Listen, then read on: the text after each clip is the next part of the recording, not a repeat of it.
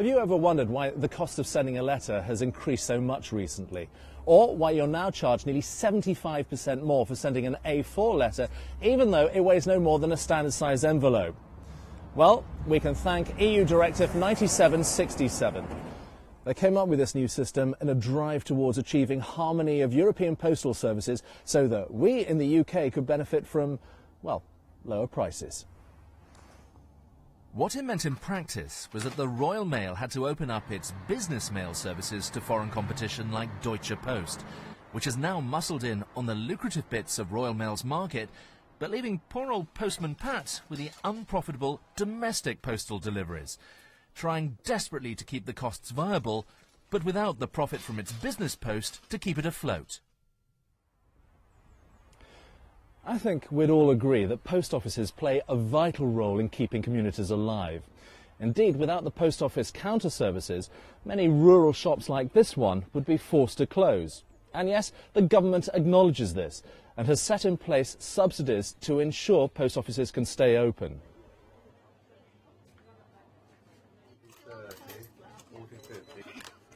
But our partners in Brussels have been meddling again. Here's EU Directive 2002/39. The EU Parliament insists that the size of the postal market reserved for national monopolies must be reduced and that the UK government must seek permission before any state aid is granted.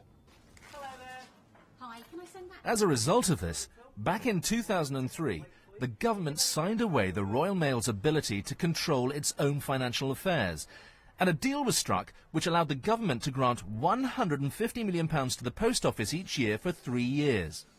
However, the cost of running the postal service is £208 million a year, which means there's a £58 million annual deficit. The government does not have permission from the EU to increase the grant, and so the debt is increasing, and matters will only get worse as inflation rises. Result?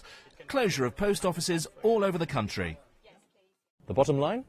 You, the government, and Postman Pat have lost control over the future of our post offices.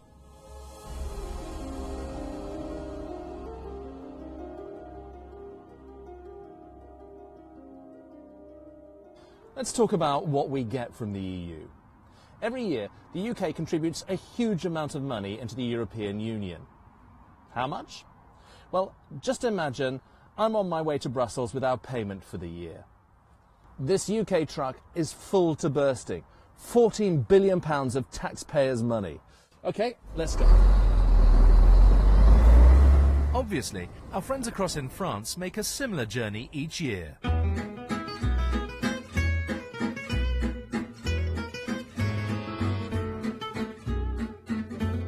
When everyone gets to Brussels, their contributions are redistributed to fund all the EU activities throughout the Union.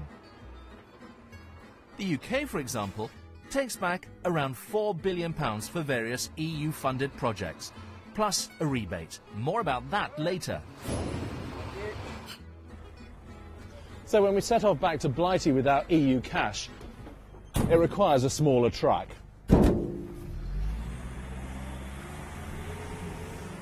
And there's Henri, with his rebates, back off to Paris. But he appears to be in the same truck as he arrived in. So what's going on there? It appears Henri returns to France with 98% of his contributions, the bulk of which is destined for the French farmers as part of their common agricultural policy deal, because historically, it's always been that way. This situation has continued for many years, and it's set to get worse. So far, the UK has contributed £300 billion, of which only £66 billion has been spent directly in the UK. I just think they take the mickey out of this, basically. Especially this common agricultural policy. I don't think that's right. It should be worked out again, or they shouldn't have it. That's my feeling, that we sort of play cricket in this country, and abroad they don't necessarily. Trying to get screwed over, I guess, don't we? Spending that much money, what do we get out of it? Not much. The hard-won rebates that Mrs Thatcher negotiated many years ago were surrendered last year by Tony Blair. Add to that the funding for the newest members to the EU club, and we're in for some very expensive years ahead.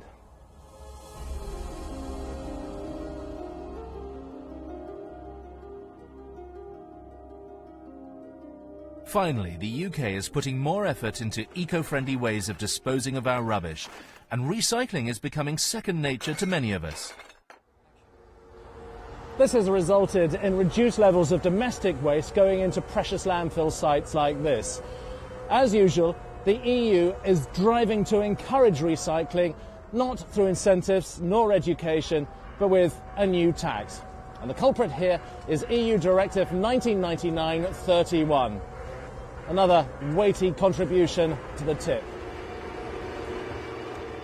It dictates that by 2020, around half of UK household waste must be diverted from landfills. The EU has imposed a UK landfill tax of £32 for every tonne of waste your council brings here. The impact of this EU intervention has been felt here and is one of the reasons why your council tax has gone up and why collections around many parts of the country have been reduced to once a fortnight. Worryingly, some councils are now resorting to installing computer chips in wheelie bins in preparation for charging individuals for the rubbish they put in their bins. And it will get worse. From 2010, the landfill tax will have increased substantially, set to be between £100 and £150 per tonne. Someone has to pay this tax, and it'll probably be you.